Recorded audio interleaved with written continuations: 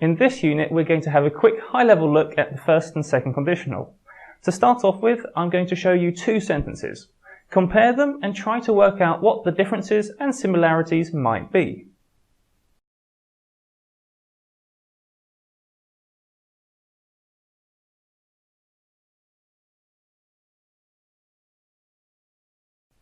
When you're taught the first conditional, you're often taught the present simple plus will structure, which is good for communicating the basics of why we use the first conditional.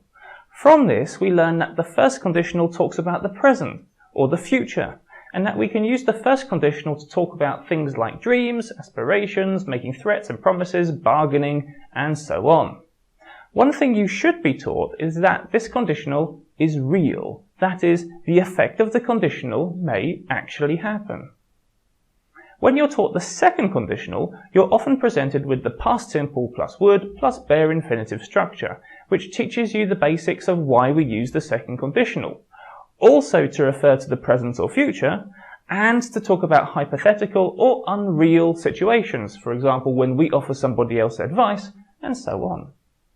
In general, regarding how conditionals are made, you might also be told something about the structure, that the conditional is made up of two clauses. A conditional clause, the clause with if, and a main clause.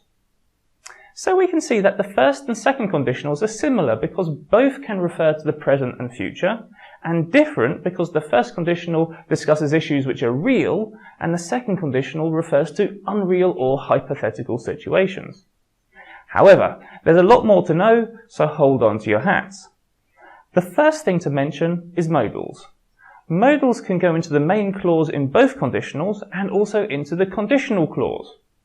The meaning of the modal then affects the meaning of the sentence. Think about these sentences.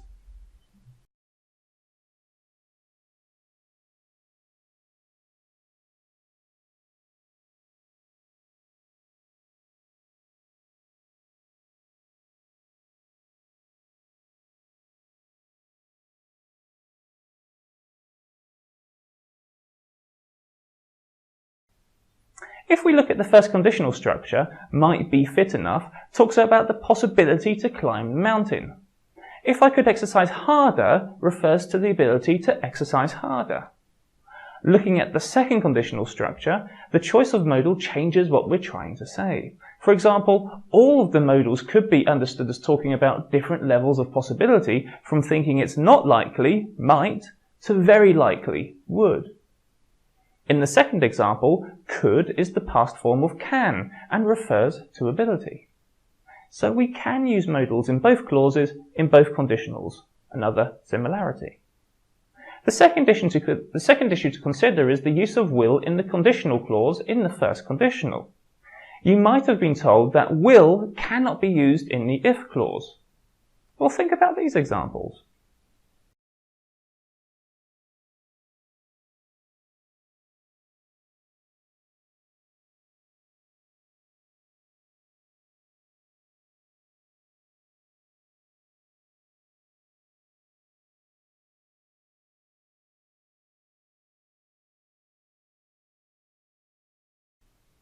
You can use will and going to in the if clause to express future intention, which we can see in the first example, to be polite, as in the second example. If you will or would exercise harder, you will get more from the session is more polite than shouting, work harder.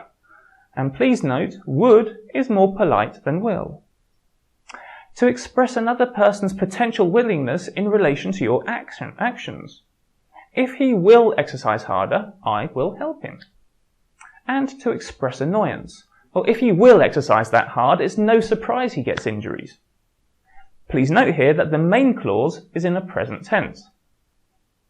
The third and final thing that we can think about are different forms in the conditionals. Please read the following sentences and the reasons why we would use the different forms in each situation.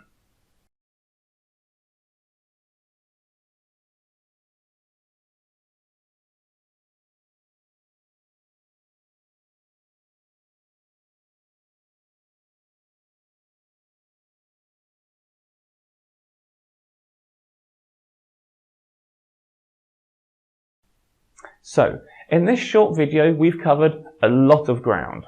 how flexible the first and second conditional structures are, and exceptions to the rules. These are great to know, and you can find out a lot of extra information and resources about these points if you hunt through the internet. But the main thing I want you to remember is 1. The first and second conditional both refer to the present and future, and the first conditional is real, that is, it talks about real or possible or likely situations, and the second conditional refers to an unreal situation, as it's often called the hypothetical conditional. Now, having said all of that, have a look at the questions below and remember to focus on the basic rules which I've just gone through and to read the questions thoroughly before you attempt to answer them. To find out more information about first and second conditionals, please click on the links in the video description to see how other people explain these issues and to do further exercises.